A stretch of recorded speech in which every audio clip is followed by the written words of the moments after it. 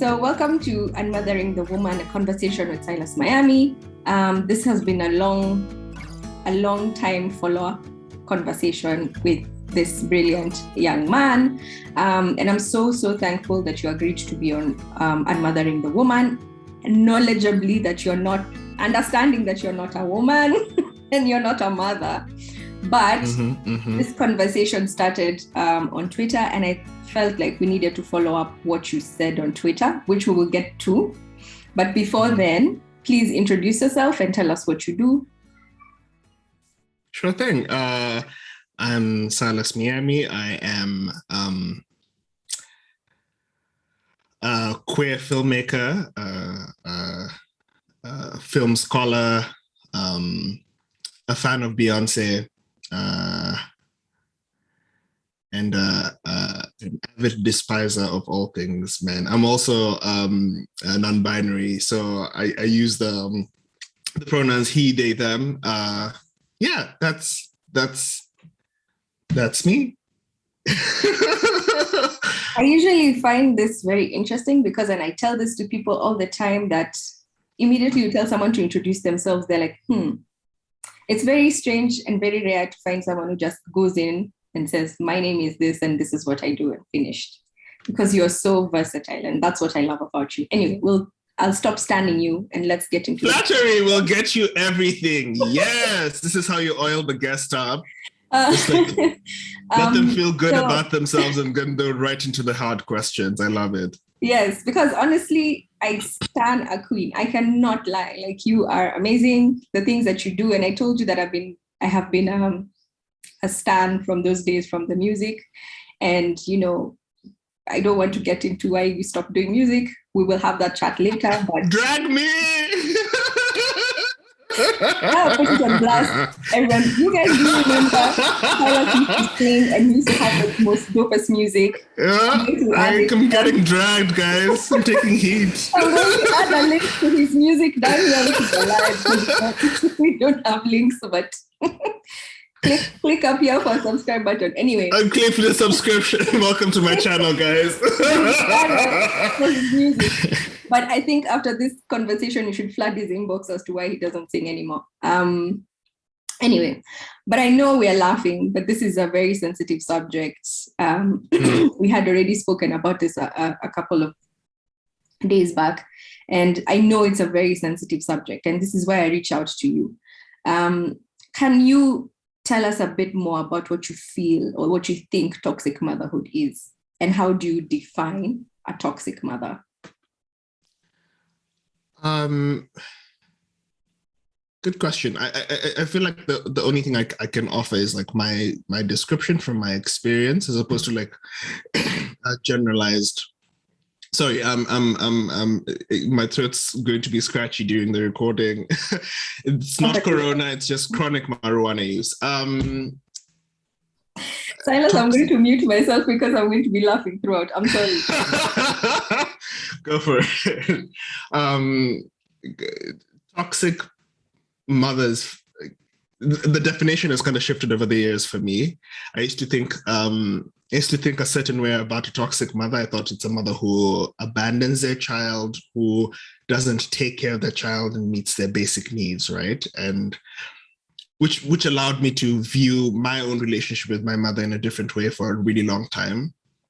And then I got into trauma therapy, and I started reading a bunch of research around how the body keeps score, how sort of childhood trauma and CPTSD manifest in adult relationships. And I realized that perhaps I had a toxic mother, and now I define it as an unwillingness to reckon with a difficult childhood as described by the child. Interesting. So your journey of defining who a toxic mother was, is removing yourself from that experience to try and understand what that looks like as a mother. Like, what your mother, so was it what your mother went through that you were trying to define, or what you went through with regards to what your mother did to you? It's very much the second, and for a long time, actually no.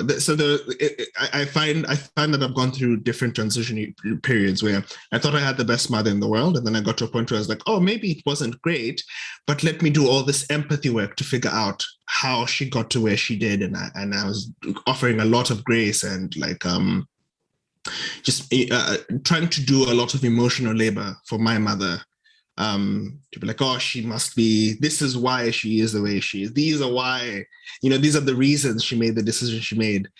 And that apparently didn't work. And so I've gotten to a point now, thanks to trauma therapy, where I can acknowledge, no, she wasn't a good mother. There are reasons why she wasn't a good mother, but my engagement with those reasons has a limit. I can acknowledge it.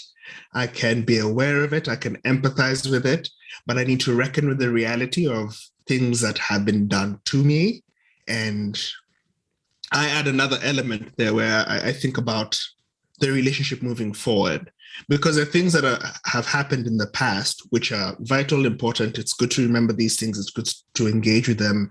I know there's an avoidance narrative where if you avoid something, you hope that it'll go away. Unfortunately, that's not, I learned the hard way, that's not how it works. You actually have to sit with the reality of what your experience was and its truth, whether it's ugly or not. And then what happens moving forward for those of us who are in a position to actually still have our parents around, for instance, because I know it's different for different people, right? And my mother is still alive, so there's room for healing and all these things. So then my definition of who my mother is mostly defined by her decisions now, as opposed to like her decisions in the past. Yeah. And just to follow up on what you've just said, how do you define who a good mother is? When you say she was not a good mother, and then, so my question is two-part.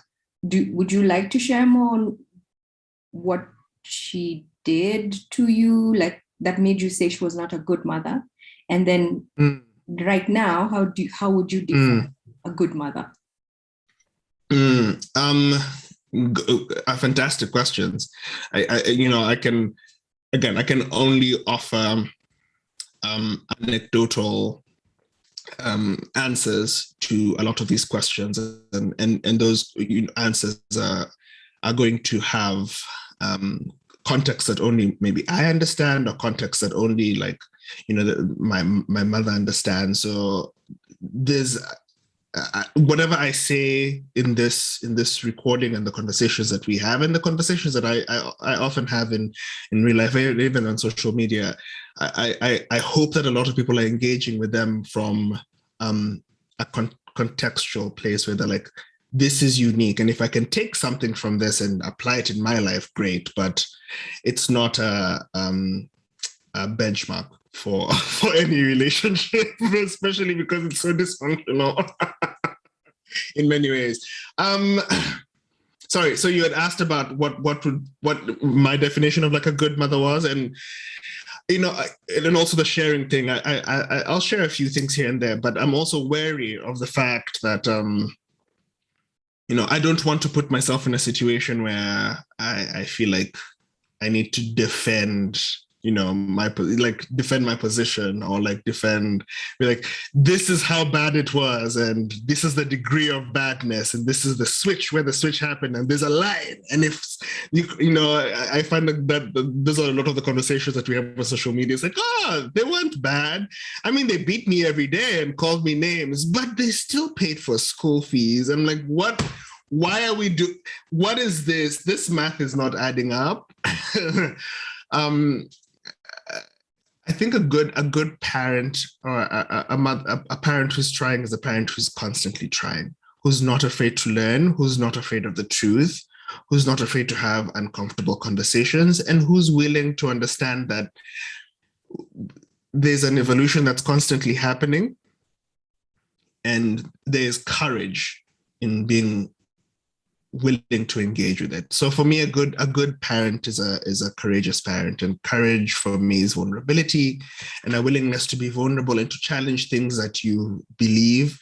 I understand that it's hard. You build your entire foundation of who you are as an identity for decades on bad calculations, on bad math. And if you're willing to go back and say, oh, great, let's break the foundation and start from, you're suffering this unhealed trauma that there's a way you were brought up, and we are the way we are because we're raised in the environments we're raised in. So if we start doing all that empathy work with our parents, we're like, yeah, the foundation was bad and you were done dirty. And but I think a good parent is one who's willing to listen and be like, okay, what is happening? How can I be better? Because my child needs this. And understanding that dynamic never switches. Child you brought into the planet needs to be taken care of. Period. Exactly. It's just how it is. Yeah. Yeah, I completely agree with you. So I want to ask this hard question. Mm-hmm. So when you say that she was not a good mother to you, as you're going through your journey of healing and trauma therapy, do you believe that your mother hated you, or was she just unable to love you? Very, very good questions. I don't know. And this is not to say that I haven't done years and years and years of trying to figure out, did she love me? Did she hate me? But honestly, thanks to trauma therapy, it doesn't matter to me anymore. It doesn't matter whether she loved me or hated me, because there's no way of me knowing that. I can't trust a thing that she says if it doesn't reflect the action. And I cannot trust that the experience I had was love, because it wasn't. It was violent. It was brutal. No child should go through a lot of the things that I went through. And I was a firstborn. And I know that, again, you go back to doing the empathy work. She did her best and she did it great, fantastic. But a thing that was broken was broken. I think a deed was done and it hurt and it had an impact. Can't shake that. So for me now at this stage in my life, if you'd asked me this question a year ago, I'd be like, maybe, I'm sure there was love in there and maybe she wasn't able to, I'm doing too much work for her. If she wants, I am willing to pay for that therapy. She can go and find it and figure out whether she loves me or not, but that will not impact. I think that shouldn't change what my experience was. And my experience was pain, hurt, and then hiding of the pain and the hurt under the layers of thinking that was love for years, which then comes and implodes on me, and I have to do the cleanup. At this point, she could love me, she could hate me. That's her own journey. I cannot read her mind. I can't. Yeah. So going back to what we said about defending yourself, and I remember the first tweet that you put out. Can we talk about that? Because sure. When we say what you've just said, do I care if my mother hates me? Do I what? I'm not gonna do that empathy, follow-up trauma counseling on my behalf. This is my journey. Yeah. So tell us about Twitter and why you did what you did, why you posted what you posted, and the feedback that you got, and how you worked through that. Yeah. I mean, I've been talking about my journey with therapy for the longest time on social media. So I whenever I have like a realization, it started off as like me processing stuff through the prism of humor. And I was like, let me share this humor with people. And then it ended up being a little serious a couple of years ago. I was like, I don't think I can laugh about this anymore because I now sit I'm feeling my feelings for the first time in a long time. It's not good. And then I just kept talking about it, almost to affirm the truth to me. Like if, without giving away too much context, my relationship with social media is shifting, evolving, changing. It's interesting. I don't take it too seriously, but at the same time, I'm not blind to the impact that it has, to the connections that people can develop from there, to the healing that can happen from there. So there's amazing things that have met and interacted with on the social media spaces, especially around healing, because a lot of this needs, for me at least, it's felt like it needed to be a community effort, and that I needed to find my people, and social media allowed me to find my people very, very easily, and I really enjoyed that. Unfortunately, due to the nature of the line of work that I'm in, or how social media operates, I'm no longer in a bubble where it's just my people. It's my people in like 11 more thousand people whom I have never interacted with, never will, and I can't control what shape that takes. Yeah, but maybe that'll change in a couple of years, but for now I'm okay with that, provided that I understand my own sort of boundaries, my agency, whatever. So that's where I stand with social media. It's like it's a tool. I'm still my partner keeps reminding me every day, it's like, you're not alone on that thing anymore. There are people looking at it. I'm like, no one cares. Until I post something and 20,000 people comment, I'm like, maybe I do need to think about this a little more. But during the stage when I think the tweet you're referring to is the one that had people put up like panels on the news to discuss parenthood, because I'd been talking about my mother for a while, and I'd been, slowly finding the courage to be honest about how I felt about the violence, because I had turned a lot of that trauma, the culturally how Africans are raised, at least the way the people around me were raised, it was, the violence had been normalized. The discipline rhetoric had been normalized. The gaslighting and shifting blame to the child, the mother-child, the parent-child relationship is so odd and peculiar in our cultural setting, and all of that had been normalized. So I turned all my pain into anecdotes. I'd be at parties, I'd be like, I remember that time, let me tell you, my mother is so crazy. There's this time she made me drink 24 packets of milk because I had milk in the fridge that was, and then I look around the room and people are like, my friend, that is traumatic. I was like, no, you know our mothers, we all have the same mother. Turns out, back at the ranch, we do not same mothers. So, because I'd started doing therapy and now sitting with the reality of what that was, my relationship with how I saw my childhood started to change. And I started to communicate that as well. And I found community in that. I'm like, yeah, some people are also talking about their toxic parents, and other people are talking about their toxic parents. And then there was a bit of safety in that. And I really enjoyed that. And, I got a ton of messages being like, oh, this is also my experience.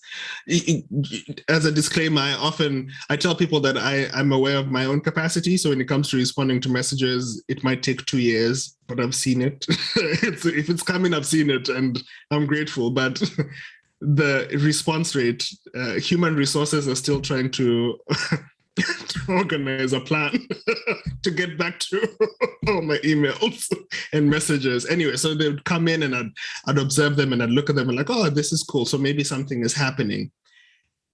But it never got big. It was never a big thing. It was always like a localized conversation. And then that tweet happened. And it happened because my sister sent me a message, and the language that she'd used, I recognized it as language that my mother would use. And that's the build up to manipulation of, there's trauma, there's trouble, someone might die. This is the same narrative that I've been, given for years, but now I'm able to recognize it. And I'm like, okay, noted. So how much money do you want? And it's all, it all boils down to, it's like how, you can just be honest with me and tell me that you miss me, or you can be honest with me and tell me that you want to interact with me, or you can be honest with me and just come up and say, hi, I need X amount. But my mother always had an ability to make everything feel urgent, because she knew that urgency would make me move. So that tone, it might not, I'm certain it wasn't my sister's intention, but I caught that tone, and as it brought things up. And the content of the message was, my mother had COVID and it was really bad, and she didn't want me to know. She didn't want me as Silas to know. And everyone just thought it would be so sad if I didn't know that something bad might. I'm like, first of all, relax. Like, the drama, guys. As a scriptwriter, can we? It was funny because my sister came into my line of business, so very soon she will be also making her own content. And so I sent that message. I was like, I recognize this. I know what this is. And if this person is truly dying, is truly going through the pits, and is unwilling to have the conversation with me, and all I am asking is that there's an acknowledgement, there is accountability work that's done. The path is there. The path is clear. It's not difficult. It's not hard work. It's not hard work if you want to do it. But you would rather die than do the work to reconnect with, there's no conversation here that we're having. Thoughts and prayers. And I sent that out thinking, this is just like a community of people who are learning how, to think about their upbringing. I don't know. Because even me, that tweet really, really affected me. And I think one of the things that I was trying to see, or to just, one of the things that really caught my attention is that you called her by her name. So it wasn't just love and light to all parents out there. It was love and light to Caroline. Was it Caroline? Yeah. And I was like, first of all, we don't talk to our parents like that. Imagine we must. Was my reaction. That was my reaction. So I can imagine how the guilt was immediately triggered. You're like, exactly, something's off. And so when I was reading through the comments, because I was very interested, I was like, okay, what is this? First of all, it's like there was so many things going on in my mind at the time before we even start talking about the other Kenyans. In my mind, I was like, what is this guy going through to call his mother Caroline and to say, if you die or if you don't die, And the second thing was, I now got interested to find out what other people would say about it. And I realized that there were two camps. The camps were like, oh my God, you're going to go to hell. Why would you talk to your mother like that? Why would you say those things about your mother? And then there was this other camp where a lot of the people were like, sorry, thank you for saying these things, because I just realized I had a bad mother. I just realized I didn't have a good mother. What does that look like to you? And then a lot of people started internalizing what that means. And so for me, I wanted to, have this conversation with you just to, because you've been through therapy, you've been through trauma therapy. Did a lot of those people reach out to you to say, in the two camps, how did you feel about those two camps? Let's just start from there. I expected the first camp for sure. I expected it because I'd been experiencing it in varying degrees over the years, sending things about, if your parent hits you, fight back. And then everyone brings up like some verse from some Bible thing and it becomes a conversation. So I knew that would happen. What I didn't expect was it to like triangulate across the continent, because I saw there was a Nigerian camp, there was a South African camp, I was like, ooh, this trauma is continental.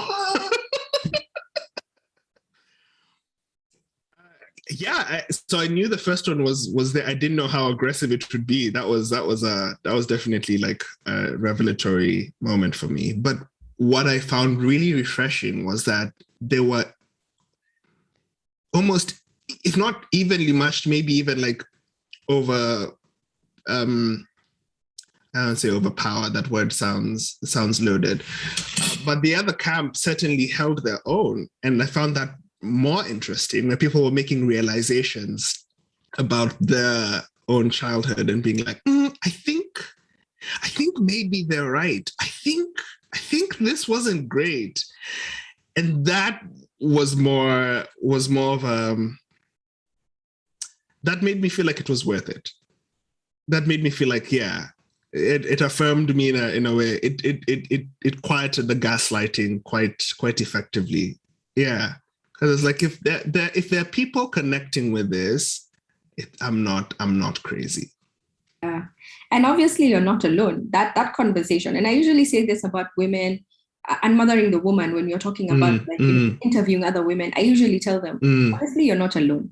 And it's good and refreshing to hear other people who are not even mothers themselves, or like who are just regular people who are parenting.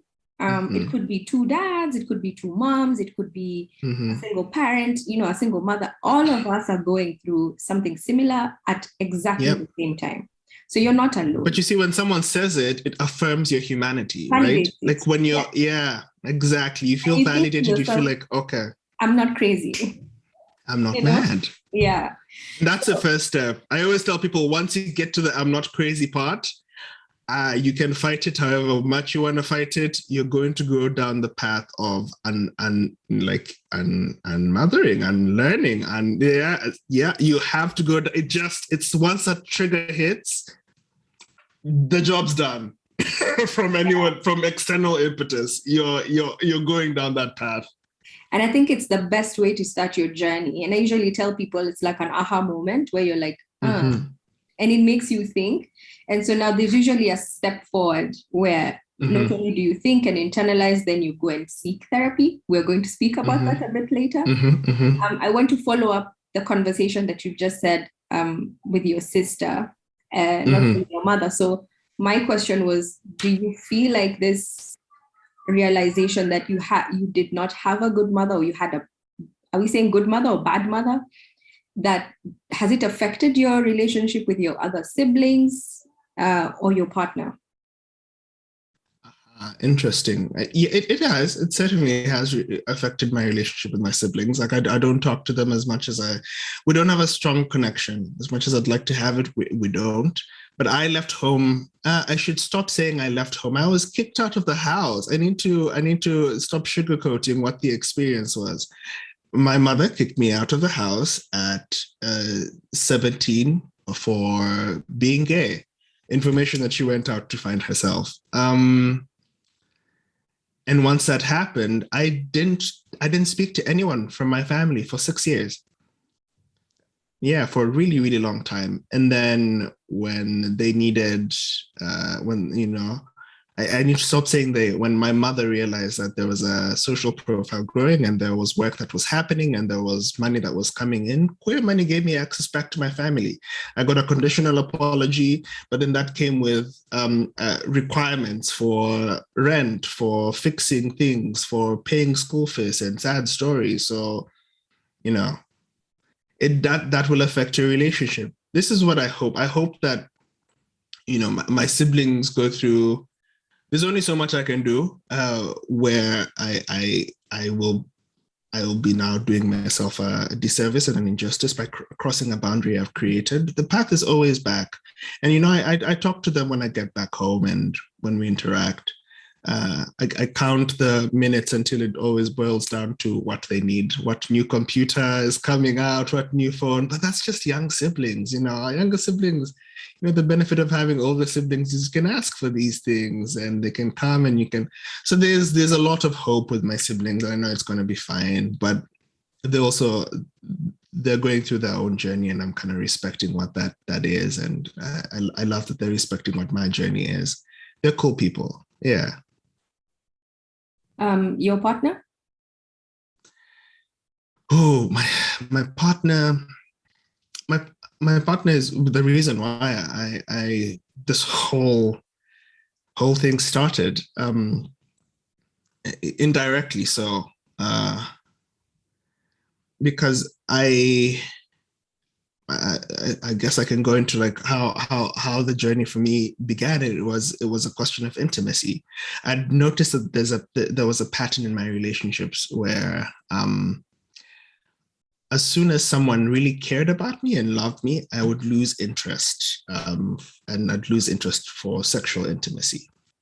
Now I can link it to ADHD and trauma and all those things, but at the time it didn't. It wasn't a light bulb moment for me, because I was on survival mode for about a decade. I was working, teaching, it was for 10 years straight.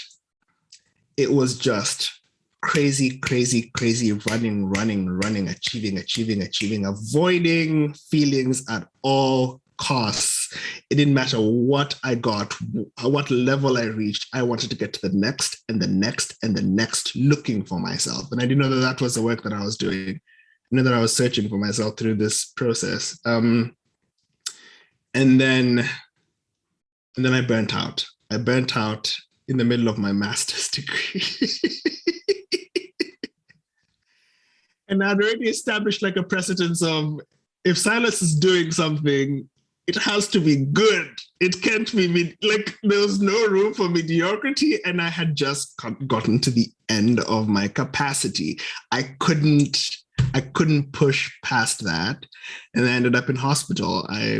For it's usually like, people who have autism will tell you the burnout happens of a fairly innocuous thing. So for me, it was a stomach bug. It had started for a few months as finishing a certain script. I had just come back from like a murderous 30 days shooting, and I wasn't eating because I was working, and I just forget to eat. And I remember my partner at that time would sometimes go to bed at like 10, and then at 3 a.m. they'd wake up and they'd find me in the living room just on my computer, just typing and working. Or as the weeks progressed, I'd be on the floor, crawled up. I'm like, my stomach hurts, but I have to finish that scene. I'll be fine. I'm good. Until I had to be carried into hospital because I was in excruciating pain. And then that's when like after I started slowing down, you realize things are not working out. I broke up with that partner. I finished my master's. I realized I didn't know where I wanted to be in life. Everything was just sort of crumbling around me. All these things that I've worked to build. And I manifested Patrick, casually, very frustrated, out at my ancestors. I was like, listen, this is what I need. I need A, B, C, D. I need someone who has all these traits. And a couple of months later, someone showed up, and I had no business being together with this person because he was coming out of a 13-year marriage. I was coming out of like a 2.5-year relationship. I was leaving for Kenya. He was going back. Like it wasn't going to happen. But I began trusting intuition because I was too tired to question it. I was burnt out. So I couldn't do all the escape backflips that I usually do to leave honest interactions. And he was also burnt out, and he couldn't. So we were too tired to be anything but honest with where we were. And we ended up trusting that and being in partnership and being in relationships and being in a relationship. And that's when I noticed, something is off.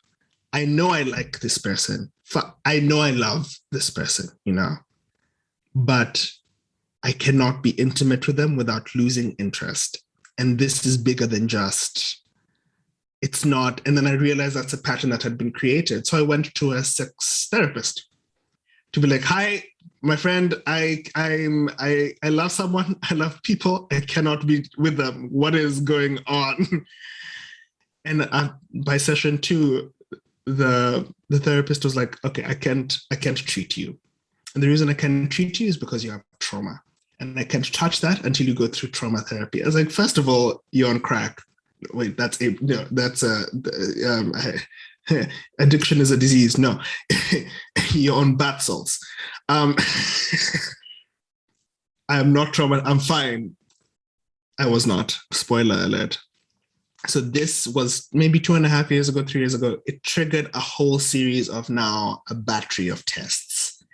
That's when I figured out I had ADHD, which would answer the questions I had about my attention. That's when I figured out I had autism, which would answer questions about my sensitivity, my physical touch sensitivity.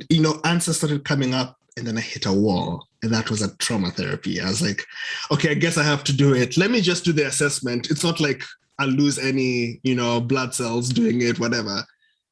And then they diagnosed me with PTSD. I did not believe it. I'm like, isn't this normal? Like, don't people, isn't this just what people go through? I was diagnosed with PTSD, and I was encouraged to do immersion therapy, which is like exposure therapy. So I made it to the end of the waiting list. I joined, I started doing my therapy, which was 1 session a week. And you record a story that you think is traumatic, that makes your blood boil, that raises your emotions. And then you listen back to that every day. And so when we started, we thought it was sexual trauma that had led me here. Clearly I was disassociating from my body. We didn't know what was happening. I told the first story. Yeah, I got emotional. It was a lot, but by day 3, I was able to listen to the recording without losing my marbles. I thought maybe it was the loss of my friend Bernadette, because she died really violently in the Doucet attack, and it had a ridiculous effect on me. But by day 2, I was able to handle that. And then casually, my psychologist is like, okay, let's talk about your mother. I was like, yeah, let's. Do we have to? And then I tried the anecdote thing that I'd been doing for decades. I was like, yeah, it was bad, it was that, but it was fine. It was good, African parents, ha ha ha. And he goes, okay, tell me one story, just one, from beginning to end. And the way the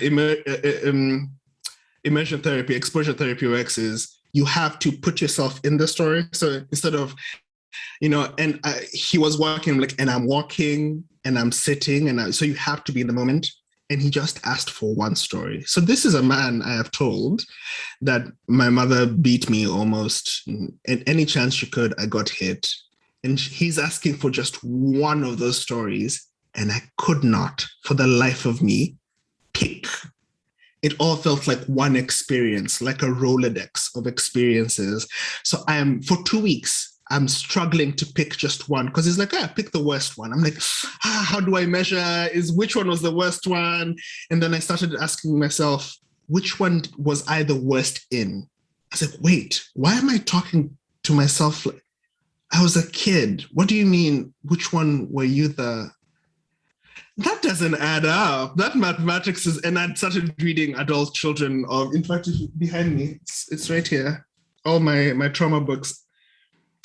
Adult children of emotionally immature parents. I have The Body Keeps the Score, policy. It's all the research, because I had intellectualized it. I'd thought through it. Yeah, my mother also had trauma, and then it generational.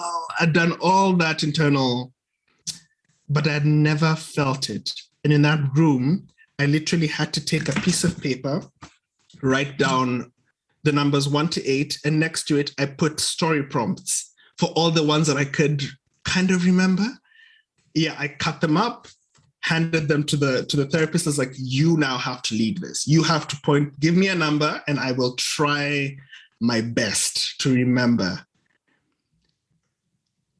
He landed in a story of this time I threw a sufuria over the fence because I burnt milk because I'd lost track of time. I'd put the milk on the gas and I went to watch TV because that's what 8-year-olds do. And now this child has ADHD. He will hyperfocus on that. But we didn't know all these things.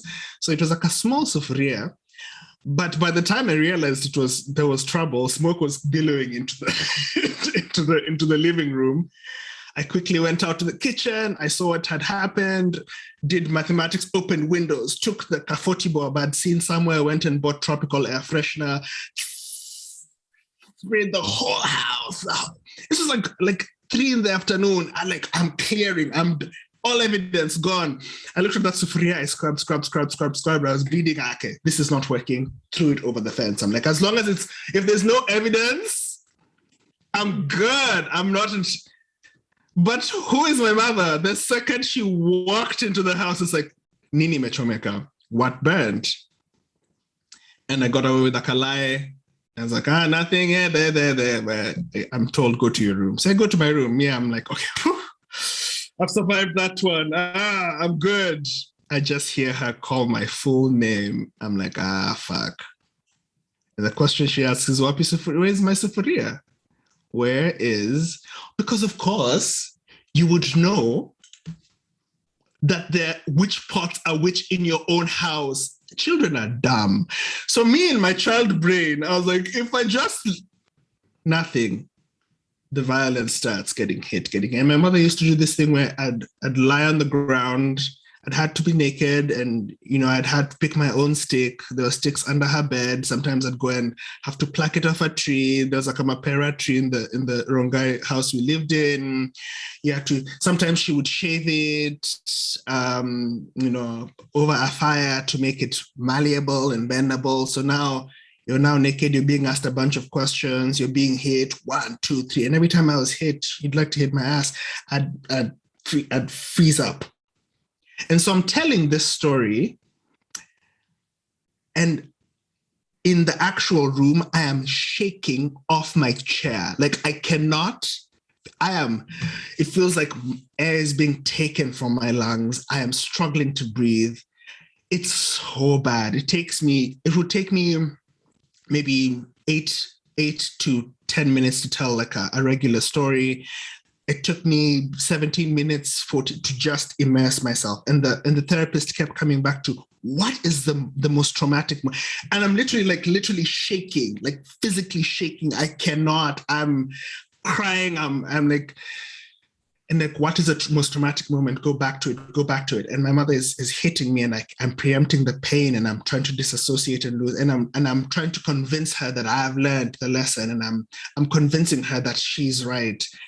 And she kept on saying, I'm doing this because I love you. I'm doing this because I love you. I'm doing this because I love you, right? Right.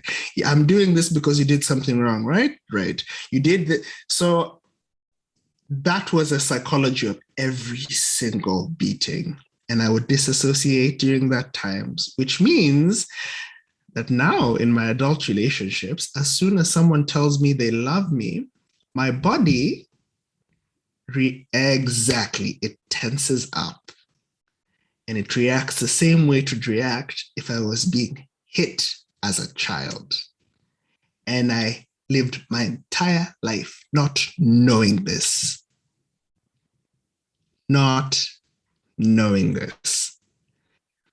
And that just broke me. And I came home and I had to listen to that 50-minute over again. I'd come to my office. I have a couch in my office. Put my night sort of things to cover my eyes. I'd put my noise cancelling headphones on, and I'd listen to it. And I would be screaming and wailing. Like my husband would stand outside the door and was like, because he can't do anything. I have to remind my brain and my body that I'm safe and that I'm okay. So it has to feel, at least that's the protocol with this, it has to feel the actual feelings. So I wasn't allowing myself to feel the feelings when I was being hit. And if this happened every day, or close to every day, the things my body has just, every time someone touched me, I would flinch, and that's why I would flinch. Every time someone told me they cared about me, I would immediately do that without thinking about it. And it was bad, but then it started getting better. And I was able to tell another story, shaking off but better, until I was finally in a place where I could feel what it was without shutting down. And my mind didn't feel the need to avoid that stuff, which made it easy to deal with my anxiety. It made it easy to deal with how I feel about my body. So it feels like I have to learn. I realized that I'd never, all the sex that I'd had in my life, I was never present. I was never present for any of it. I don't know what intimacy feels like. I have to learn from scratch. It's like a child who's learning sex from scratch again at X number of years in my life. And it was all linked to that violence. And I hadn't connected it. So I'm like, how many people have certain things about their lives that are not working out? And it's linked to that trauma, that needing to protect yourself as a child. It does something to you. Wow. I know I've heard this from you before, but every time I hear it, I feel some type of way. And so not only, it's heavy for me, so I can imagine for you, it must be like 1,000 times worse. And not anymore. That's the beauty of trauma therapy. It's like, I can talk to you about it now and it's okay. I feel the thing, but it's like, I'm okay, I'm safe, I'm in a safe space. But also that's just a function of being in a space where I didn't need to survive anymore. I wasn't running. Yeah. So I had the security of a safe home, an amazing partner, a healthcare system that functions where I could get the help that I needed. And it worked. Yeah. Just to let everyone who's watching, Silas doesn't live in Nairobi anymore. And so healthcare in that country is much better than in Kenya. Oh, yeah. Sorry. Pauline. So let's just be clear that, yeah, that's a whole other discourse. Please note, there's no guilt. So hopefully we'll figure out if we can find services or resources like that in Kenya. But for now, I'm very grateful. Oh, no, we've got to build on our own. Unfortunately, we just have to. Yeah. I'm very grateful that you found your own, that you found that wherever you could. I know a million. That's what we're talking about when we say privilege. I know a million other people who live in, even actually Africa, might not be able to find these services or resources. Will not be able to find even if they know they need these services and need these resources, so many people will not get access to it. The privilege of it is absolutely not lost on me. It's just I have dope ancestors, man. Oh. So manifest and get trauma therapy. Connect with your ancestors too. Y'all, anyone listening to this, please find your ancestors. They're really looking at you. And I know we have a weird relationship with ancestors where we're like, the people in my life that I met were not always great. There are people who are specifically in your corner who have kind hearts and who are looking out for you. Find them. Yeah, it helps. Yeah. So I have one last question. And it has to do with your mother. And I know we had this conversation. I still believe that hurt people. So and you believe something different. So I think I'd like to hear what you think around, because you've gone through the trauma process and you've come out of it stronger, better. For people who haven't yet even started their journey, for people who didn't even realize that this is a thing and now are realizing, what do you think about intergenerational hurt? And what would you advise people who are watching this, who don't know, who don't even know like this was a thing, and then why therapy? What's that? Many big questions. I think we can start with hurt people. Yeah. It's not that I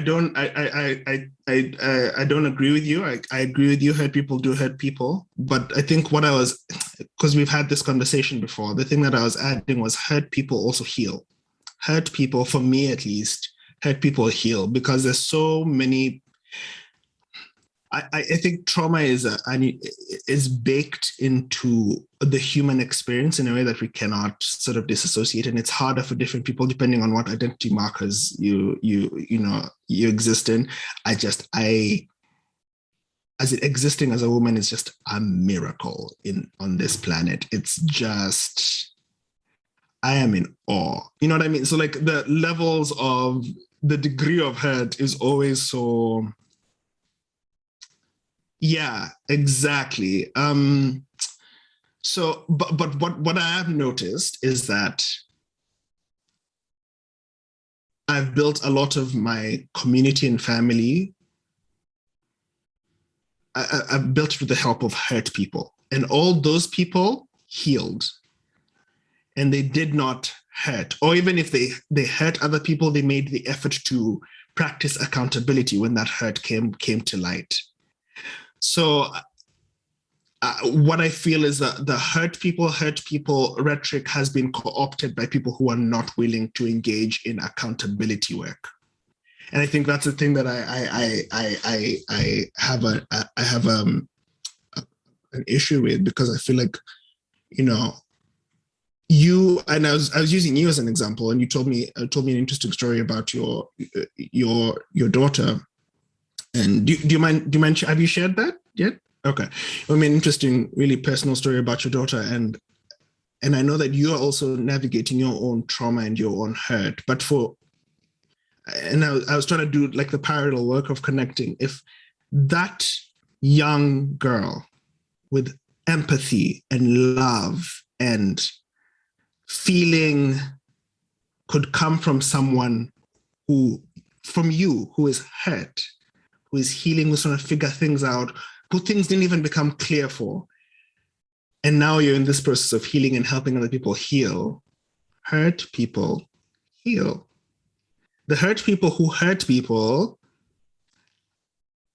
I know this is a difficult conversation for many people, but you have to reckon with the fact that agency is there. People make choices. People make bad choices, but they make those choices. And we need to stop doing the emotional work of explaining those choices for others. They made the decisions they made. I know it's difficult for us to grapple with it because, like, I can't do that. So maybe if then you start doing, again, it's your own projection. It's your own projection of the things that you wouldn't do. And so we're looking for, we're doing all this empathy work. And of course it makes sense. Generational trauma is a thing. Absolutely. And it is absolutely inherited. It's passed down. We are, like I said, a function of where we grew up in. So if you grew up in a really violent household, the chances are that violence will become normalized and that violence will be, you know what I mean? But you grew up in a space that was not necessarily the most, you know what I mean? And you managed to create this space for your children that is still evolving, still changing, still growing. But for the most part, anybody got crazy A scores. No one is going to get crazy A scores in a household. Your kids will take care of you. Your kids will call you. You know what I mean? And you are willing to have a conversation with them at all times. You're willing to do this work. So hurt people heal. Thank you so much, Silas. I think I don't want to add more to what you just said because that was fantastic. I think it was important for us to speak to you because for me personally, I believe that was my aha moment to start thinking about, how were our mothers during that time? And I remember us having that conversation where those anecdotes are real for all of us. All of us who drank maziwa ya nyayo, we were all raised a certain way. I've been constantly explaining to my own daughter, like, why there were some certain things that happened and why, what. So there were some things that I feel as a woman, as a mother, I try hard not to be like my mother because right now that there's so many things that I know it's so difficult. So the last thing that I would say or would ask you is, what would you tell someone who's watching this and you're feeling the way you're feeling?